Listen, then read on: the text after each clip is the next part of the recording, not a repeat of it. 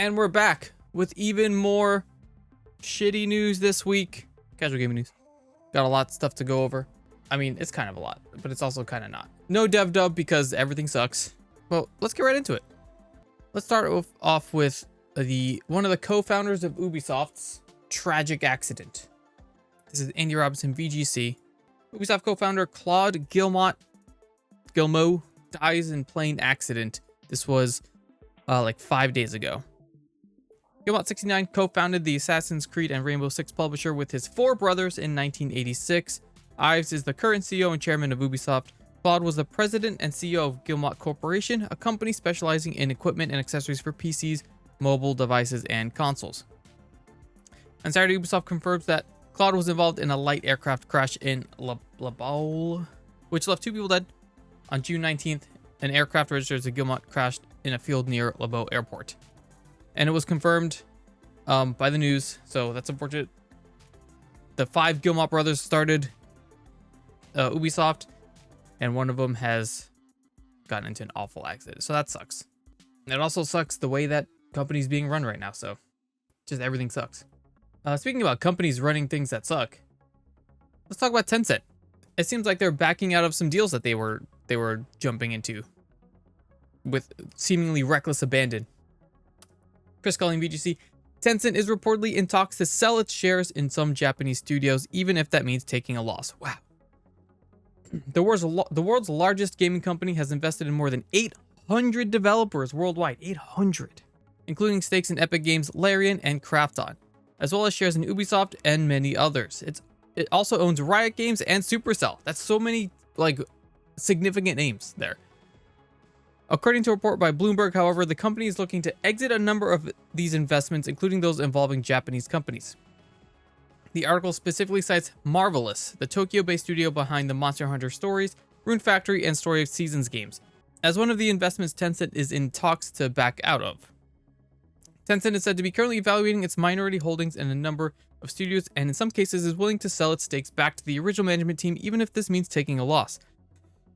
This doesn't mean Tencent is looking to step away entirely from investments in the Japanese video games industry. However, the report stresses that the company is still assessing which of its investments still promise to be high performers. So it's looking at its portfolio. 800 is such a thick portfolio. And I guess it's looking at stuff that's like, hey, we're not making enough money on this. But then when you have 800 on the list, you got to think like, are we screening these? Like, are we thinking more than 2 steps ahead at whether the companies that we're buying up are actually going to make money for us in the future? I feel like no. I feel like the answer to that is no. And now they're backing out of a lot of investments. So that's not unexpected, but also crazy that's happening. Let's talk about GTA 6. We got a couple updates, some real updates for GTA 6. Chris calling VGC.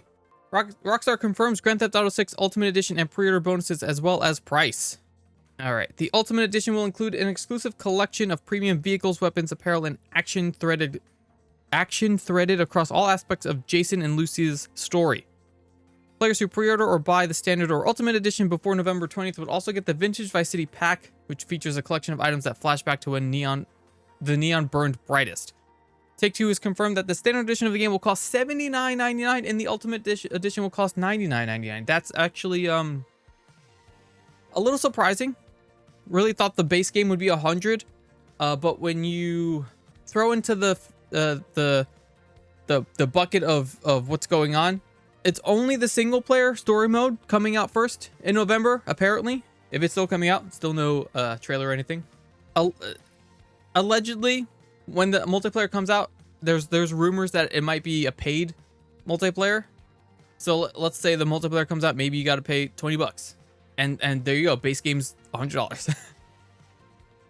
It's going to be very interesting to see what goes on, especially how long we have to wait for the online, because there's no confirmed date for the online services to start up.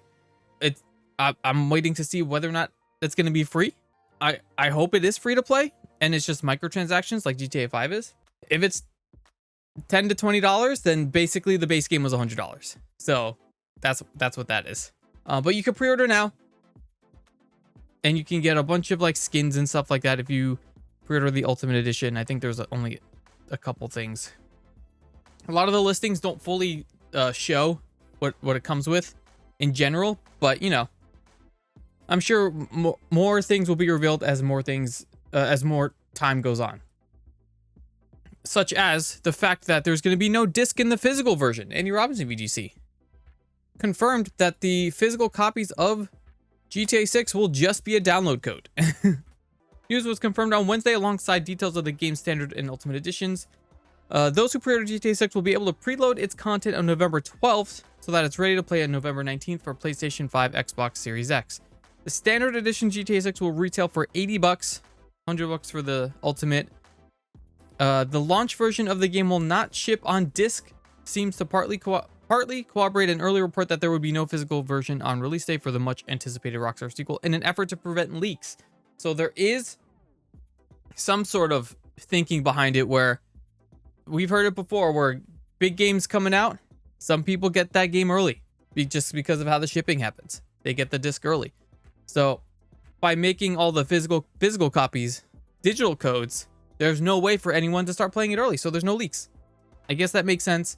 They haven't confirmed that there is going to be a disc version. I'd be surprised if there was. I feel like this game is going to be so big that you wouldn't even be able to fit it on a disc, but who knows? Maybe they'll figure something out to squeeze it in there. Speaking of people announcing pricing, let's talk about the Steam Machine. Also, some updates about that. Chris Culling VGC, the Steam Machine will cost over $1,000, significantly more than Valve originally wanted to charge. Yeah, no shit. Official Steam Store, standard Steam Machine will come in 4 versions. Not all of them have a controller with it. So the 512 gigabyte model will be $1,050.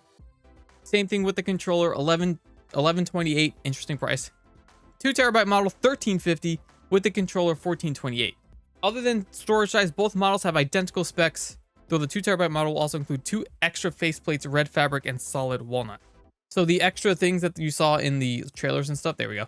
Where you could swap out the faceplates coming in the 2 terabyte model. Users will be able to register for their interest for any of the Steam Machine models from now until June 25th, which was yesterday, at which point all pre-orders will be randomized and placed into a queue. Valve says it hopes that this method won't reward bots and will ensure everyone has a fair chance to order one without having to schedule their life around that moment.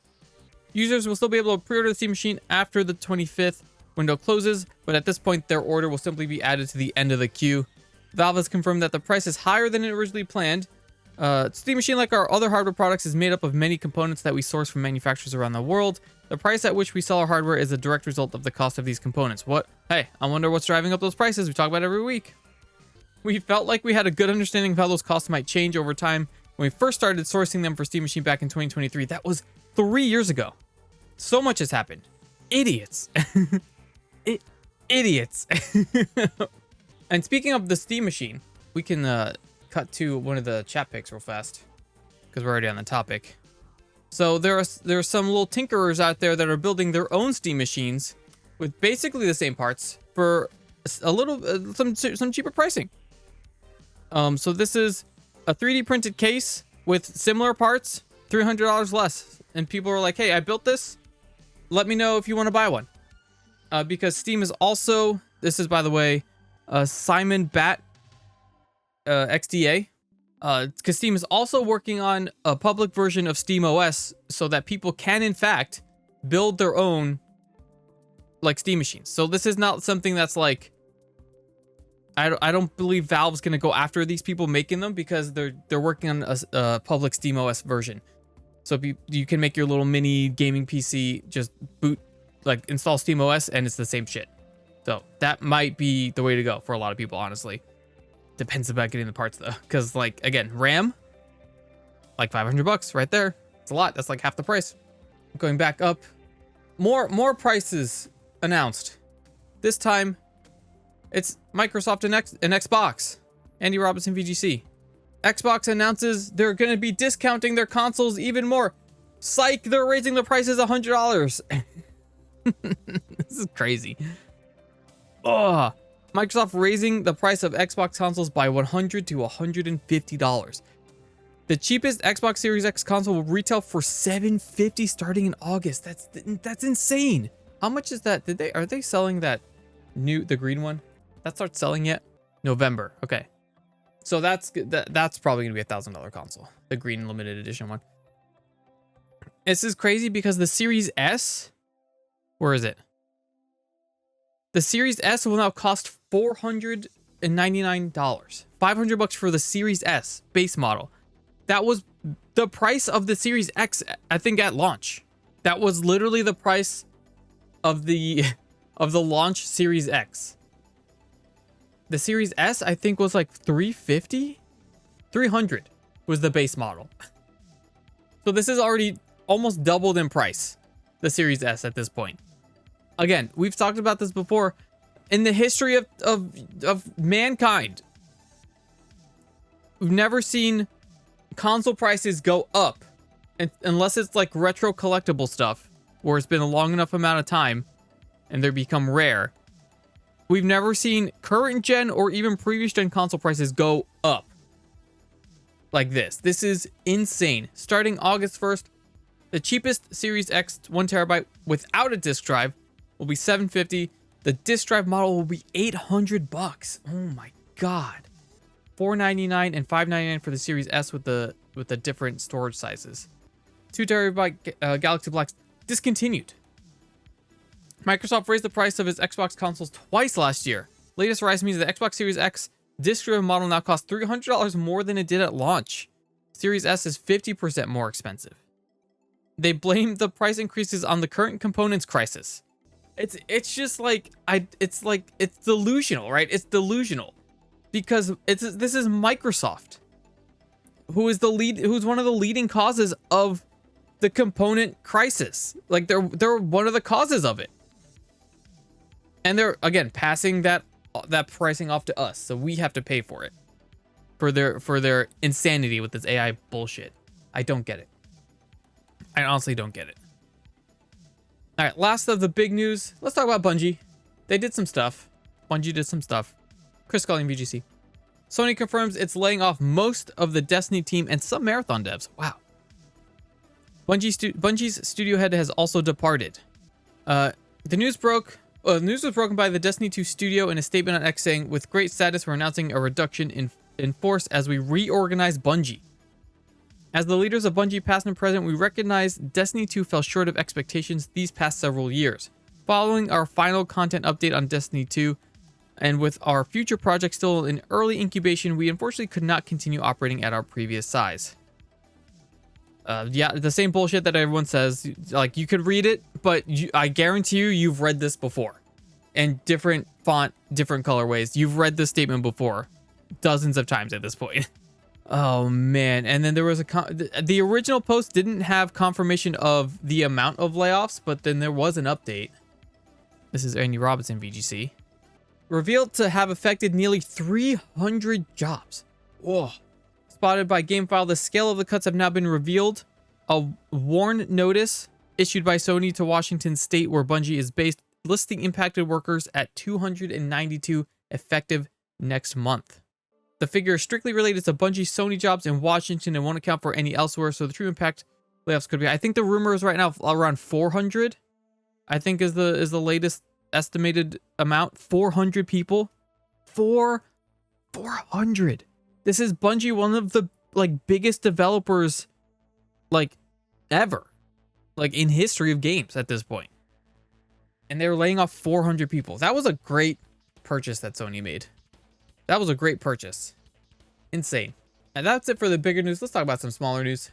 Let's talk about some developers for Ori and the Blind Forest shitting on Game Pass. Ori director says Game Pass could have worked if Xbox didn't slop out mediocre content like a factory. Whoa. Andy Robinson, VGC.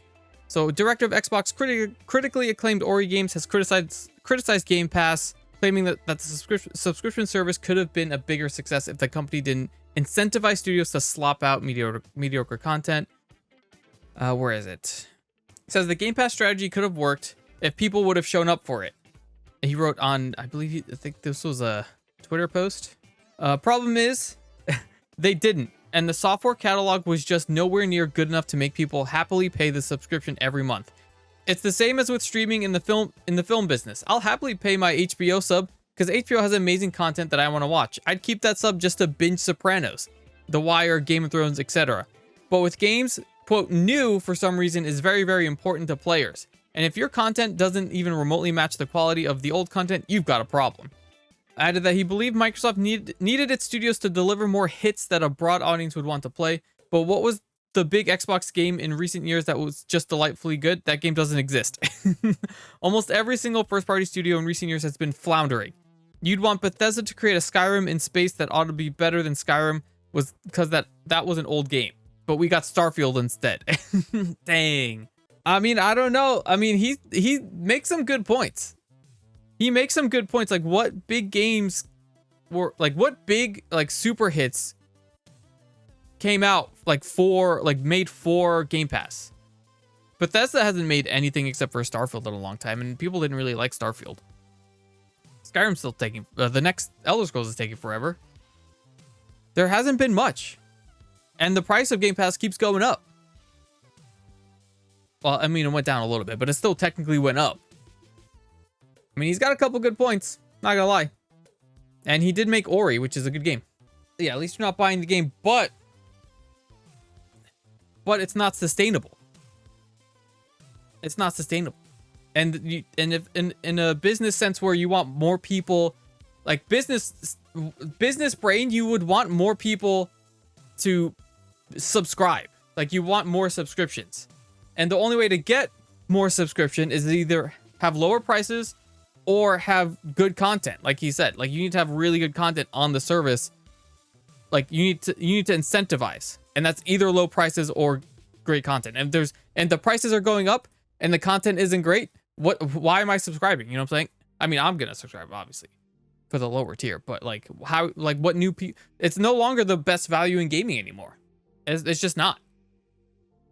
It's just not at this point. It's basically you're paying half the price of a game every month, at least, at minimum. Talking about, let's keep on the topic of devs shitting on the industry.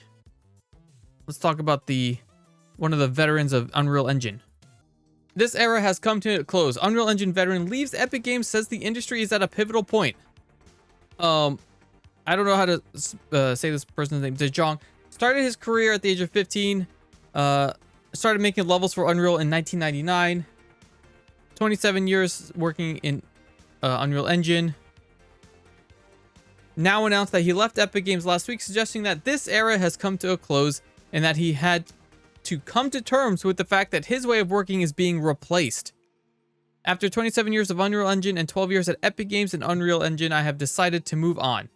Last week was my last week. This has been an awesome ride that has been truly life-changing in so many ways. I didn't have an easy childhood or youth, and things weren't going anywhere, but all of that changed entirely when I discovered Unreal Engine. Unreal Engine 1, 2, and 3 put me on a very interesting trajectory for life, which in turn had a profound impact on myself as a person, my personal growth, and opportunities that opened up. And then Unreal 4 and 5 did it all over again. Having gone through the whole of the Unreal 4 era and then the Unreal 5 era while at Epic, it gave me a tremendously wide and deep view across the industry and the world. Dozens of countries visited, hundreds of studios visited, hundreds of talks presented, tens of thousands of people met, and millions of developers supported every year. I've seen so much over the years, but what will stick with me the most is the community and everyone out there making cool things. And all the energy and passion that comes with doing so. That is what it's all about. That is what it is all about at the end of the day, to create, have fun doing it, and to help each other. But all of that being said, I feel like this era has come to a close, and it's time to move forward. The industry in this is in a very interesting place. The games industry has always been an industry where change is relentless and inevitable, but it feels like we're reaching a pivotal point now and a potent mix of things. As much as I love the old ways of working, I think it would be strategic to come to terms with where this is heading and to work out how to adapt and excel at solving the challenges and opportunities that we face. Let's see where we end up. I wonder what he's talking about. All of a sudden he leaves Unreal 1, 2, 3, 4, 5. And then 6 comes out and they announce way more AI stuff, way more generative stuff. And he's like, I'm out. Coincidence? I think not. Uh-oh. Let's see. Let's talk about devs for the Deus Ex series saying stuff as well. Former Eidos Montreal manager says industry bosses are much more Excel than passion driven these days. Yup. That's pretty obvious. Stephanie I don't know how to say that. Joined Ubisoft in 2003 as director of operations and PMO before moving to Eidos Montreal, where he was general manager for nearly 7 years. A lot of roles. Krafton, Montreal studio. He founded and built the team behind Deus Ex Human Revolution.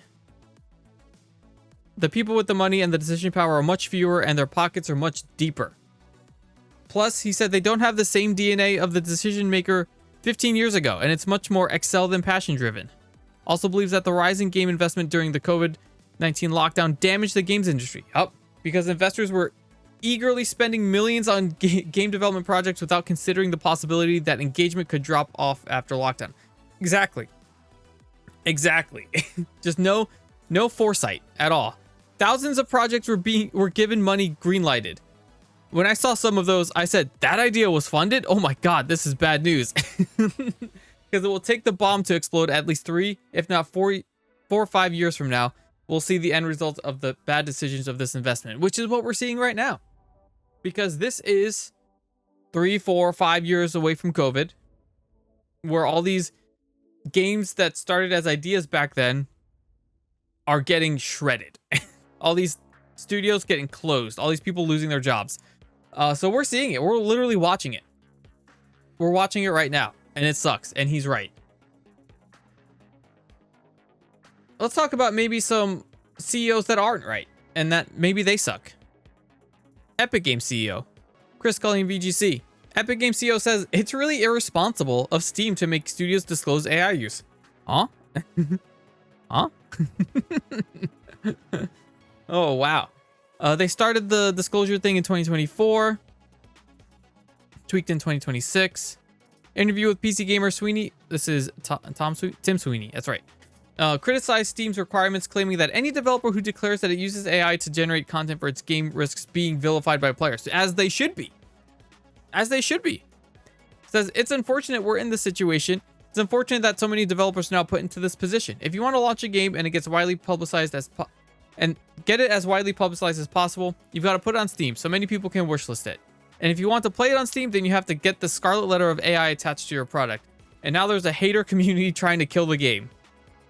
Oh my god. I think it's really irresponsible of Valve. They shouldn't do it because it makes it much, much, much harder for a game developer to have a chance of success. You have to choose from either not using tools that can make you way more productive and probably failing due to competition that does. Yeah, exactly. Maybe just don't use the AI. As if in all the years leading up to this, games have been made without these Gen AI tools, and they've been smash hits. You can't blame Steam for calling people out on cheating. You know what I'm saying? Like you want to hide that you're cheating. Is what you're saying. That's the dumbest shit I've ever heard in my life. And it makes so much sense. That's the CEO of Epic Games. Because they're going to be using Unreal 6 for everything, which means everything that they come out with is going to have that seal of Gen AI. Because it's going to be using Unreal 6. Like, what are they thinking? What are they literally thinking? This is so gross. All right, couple other small news items, then we do a couple chat picks and we're done. Let's talk about Sega. What are they doing? Andy Robinson, VGC. Sega plans shift to influencers after Sonic and Shinobi sales disappoint despite strong reviews. What? In its latest business report, the Japanese publisher highlighted the two titles as games that have fallen short of expectations despite strong reviews from critics and users. Sega said the underperformance of the two titles highlighted a need for the company to update its sales and marketing approach. Notably, Sega plans to globalize its publishing structure and shift its focus from targeted advertisements to fandom celebrities and influencers. Which I guess makes sense. If you're putting out games that everyone says are really good, but they're just not selling a lot, there is a chance that the problem is like the PR stuff, like promotions for it. So it's interesting that they're pushing for more influencers. Planning a significant transformation in both organizational structure and mindset towards building and expanding fandom that drives sales. The expansion of third-party recommendations, including those from influencers and users. I guess we'll see if it works. I don't know how many people are going to be listening to influencers about Sega products, but I mean, what they got Sonic, right? They'll exploit Sonic for every gosh darn cent that he's worth. I think they've already started doing stuff like that too. I think they've already thrown some influencer parties for Sonic and like Ninja Turtles and shit and all their IPs. That's pretty funny. Next, let's talk about Switch Online. The pricing is about to go up.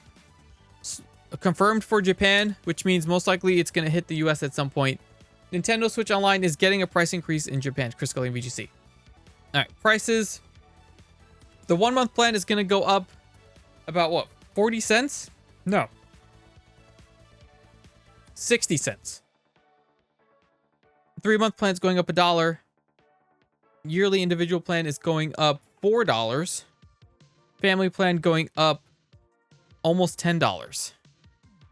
So it's like an average of like $3 increase across the board. Wow.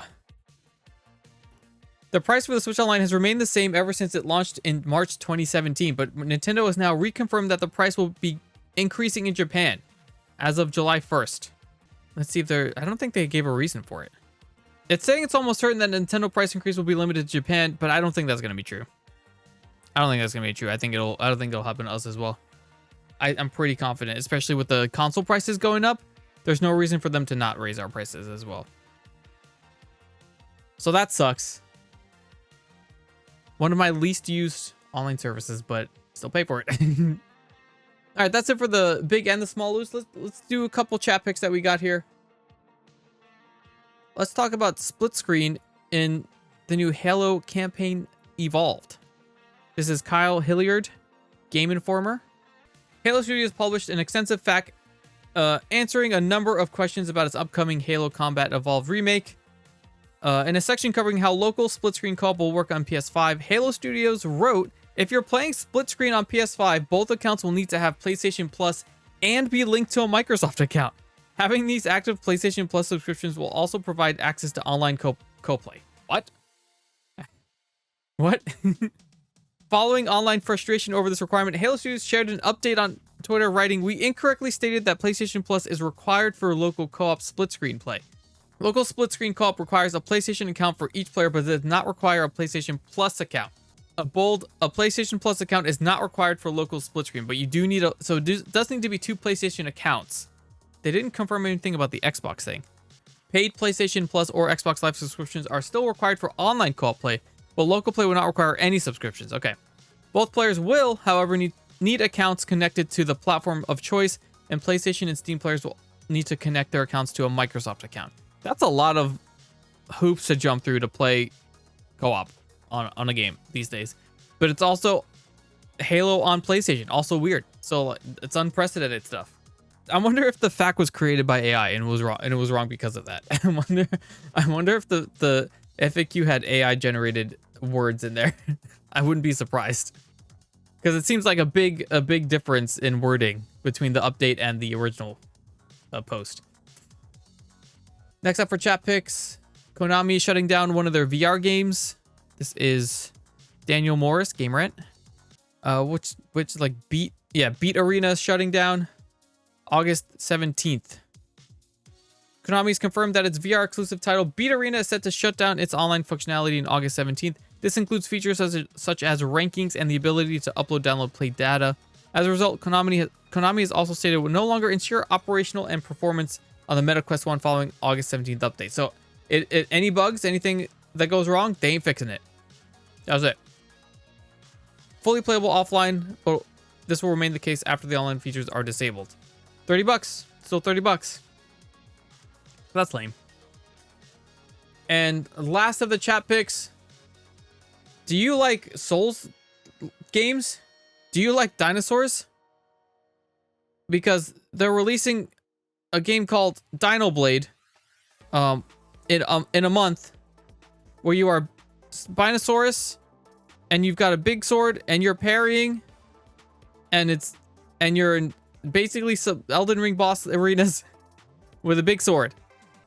So it's a Souls game, but you're a dinosaur fighting against dinosaurs. Like literally. You got bonfires. You got the big weapons. You're parrying. That's pretty cool. There's a demo out right now. You can play the demo. That's pretty cool. Wishlist it. All right. Dino with sword. Swordosaurus. And that's going to be it for today's news, gamers. We are done. Thank you all for hanging out. Everyone that hung out in the live chat. Everyone that watches the VOD, hits any buttons. Really appreciate it as well. We'll be back next week with more news, I think. Probably. Check out the links in the chat for now. YouTube, Twitter, Discord, TikTok. There is a chance that this doesn't go up until Monday. Got a very busy weekend coming up. So I will try my best to get it edited and uploaded. But there is a small chance this doesn't go up until Monday. And if it does, I apologize. I will try to get it up sooner. But that's it for this week. Hope to see you guys next time.